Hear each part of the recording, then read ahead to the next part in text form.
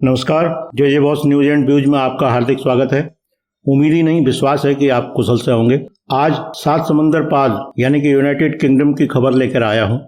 करीब 6 हफ्ता पहले यूके की प्राइम मिनिस्टर बनी थी लिज ट्रस। उन्होंने आज इस्तीफा दे दिया है।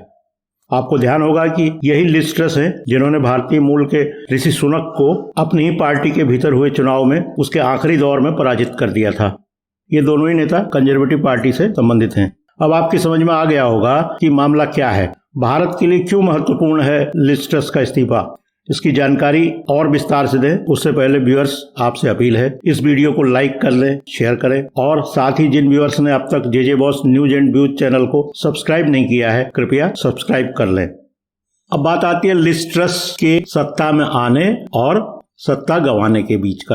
आपको ध्यान होगा कि यूनाइटेड किंगडम के प्राइम मिनिस्टर बोरिस जॉनसन ने इस्तीफा दिया था। उनकी नीतियों को लेकर के वहां पर काफी विरोध हो रहा था और कंजर्वेटिव पार्टी के अंदर ही जो वित्त मंत्री के रूप में काम कर रहे थे ऋषि सुनक, सबसे पहले उन्होंने इस्तीफा दिया और नतीजा ये हुआ कि 2-3 दिन के अंदर अंदर बोरिस जॉनसन की सरकार गिर गई और बोरिस जॉनसन को इस्तीफा देना पड़ा।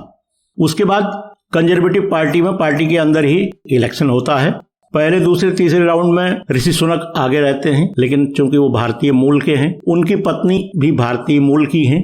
आपको बता दें इन्फोसिस परिवार के साथ उनका संबंध है और वो ब्रिटिश नागरिक नहीं है। इसी बात को वहां मुद्दा बना करके आखिरी राउंड में लिज ट्रस को वोट ज्यादा मिल गए और ऋषि सुनक हार गए। लिज ट्रस के नाम एक रिकॉर्ड भी हो गया है। 44 दिन में उन्होंने प्रधानमंत्री पद छोड़ दिया है। अब अगले हफ्ते तक यानी कि 28 अक्टूबर तक वो बनी रहेंगी इस पद पर। उस दिन कंजर्वेटिव पार्टी का कोई नया लीडर चुना जाएगा और वो प्रधानमंत्री पद ग्रहण करेगा। 24 घंटे के अंदर वहां की राजनीति में काफी फेरबदल हुआ। कंजर्वेटिव पार्टी के सांसद, कंजर्वेटिव पार्टी के वरिष्ठ नेताओं ने लिज ट्रस का विरोध किया।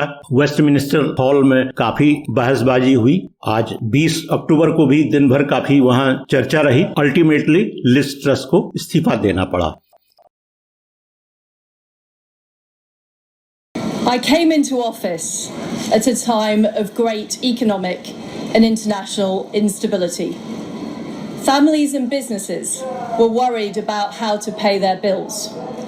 Putin's illegal war in Ukraine threatens the security of our whole continent, and our country has been held back for too long by low economic growth. I was elected by the Conservative Party with a mandate to change this. We delivered on energy bills and on cutting national insurance. And we set out a vision for a low-tax, high-growth economy that would take advantage of the freedoms of Brexit. I recognise, though, given the situation, I cannot deliver the mandate on which I was elected by the Conservative Party. I have therefore spoken to His Majesty the King to notify him that I am resigning as leader of the Conservative Party. This morning I met the chairman of the 1922 committee, Sir Graham Brady. We've agreed that there will be a leadership election to be completed within the next week. This will ensure that we remain on a path to deliver our fiscal plans and maintain our country's economic stability and national security. Liz Truss ने 6 सितंबर 2022 को सत्ता संभाली। अपने cabinet और सरकारी पदों पर नियुक्ति शुरू की। उन्होंने अपने करीबी दोस्त और सहयोगी थेरेसा कॉफी को उप प्रधानमंत्री, डिप्टी प्राइम मिनिस्टर और स्वास्थ्य सचिव, वहां पर सचिव जो है मंत्री को ही कहा जाता है, तो स्वास्थ्य सचिव के रूप में नियुक्त किया। ट्रस ने क्वासी क्वार्टिंग को राजकोष का चांसलर नियुक्त किया, यानी कि उनको वित्त मंत्री बनाया। जेम्स क्विवर्ली को विदेश सचिव यानी कि विदेश मंत्री बनाया और भारतीय मूल की सुएला ब्रेवरमैन को गृह सचिव नियुक्त किया। ब्रिटेन की आर्थिक हालत और अन्य जो सामाजिक हालत है बड़ी खराब है। ब्रेक्जिट आपने सुना होगा कुछ समय पहले, यानी कि यूरोपियन यूनियन से यूनाइटेड किंगडम ने खुद को अलग किया। ये Britain exit, Brexit Boris Johnson के ही समय में ये ब्रेक्जिट हुआ था, लेकिन फिर ब्रिटेन की आर्थिक हालत संभल नहीं पाई और धीरे धीरे बोरिस जॉनसन का विरोध होने लगा। उनकी आर्थिक नीतियों पर ऋषि सुनक ने काफी टिप्पणियां भी की। उसके बाद अस्थिरता का दौर आया। लिज ट्रस ऐसे तो काफी अनुभवी हैं। 2010 से ब्रिटेन की सरकार में विभिन्न प्रधानमंत्रियों के साथ काम कर चुकी हैं। लेकिन जो स्थितियां हैं ये बड़े गंभीर किस्म के व्यक्तित्व को वहां पर बैठना चाहिए उस कुर्सी में। ब्रिटिश मीडिया में यह भी कहा गया है कि ब्रिटिश इतिहास में पहली बार ऐसा हो रहा है कि कोई गोरा व्यक्ति अपने 4 ऐसे सहायकों को नियुक्त करता है जो गोरे नहीं हैं, अश्वेत हैं और महत्वपूर्ण पदों पर हैं।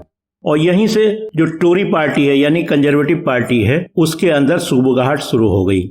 और वित्त मंत्री के रूप में क्वार्डेक ने जो है काफी आमूलचूल परिवर्तन करने की सोची। उन्होंने जो इनकम टैक्स का हायर कैप है 45% वाला उसको हटा दिया ताकि रिलीफ मिले, और इनकम टैक्स का बेस जो था, जो सबसे कम जो स्लैब था, उसको भी खत्म कर दिया।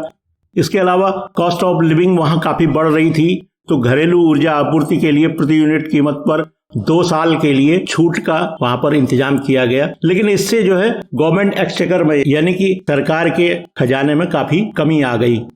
कहा यह जा रहा था कि सालाना जो है 2500 पाउंड की छूट दे रहे हैं, लेकिन ये टोटल यूनाइटेड किंगडम की सरकार के ऊपर में 100 बिलियन पाउंड का इसमें असर पड़ रहा था। क्वार्टेक ने 23 सितंबर 2022 को एक मिनी बजट की घोषणा की जिसमें कराधान को लेकर उल्लेखनीय प्रस्ताव था। आयकर वाला मैं बता ही चुका हूं।